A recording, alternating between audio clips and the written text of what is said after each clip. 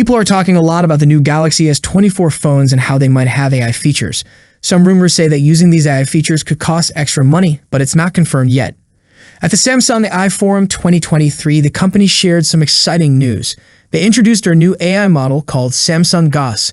This AI will be part of the upcoming Galaxy S24 phones, expected to be included by the first half of 2024.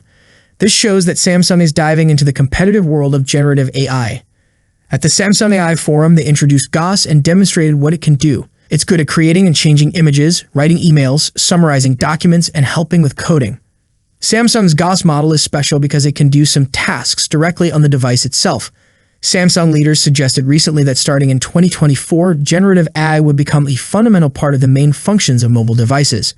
They named the AI model GOS after a famous mathematician, Carl Friedrich Gauss, who contributed to theories important for machine learning. And AI GOS has three parts: one for language, called Samsung GOS Language, one to help with coding, called Samsung GOS Code, and one for creating images, called Samsung GOS Image. As per Samsung's announcement about GOS, the language model it has can make work easier by helping with things like writing emails, summarizing documents, and translating content.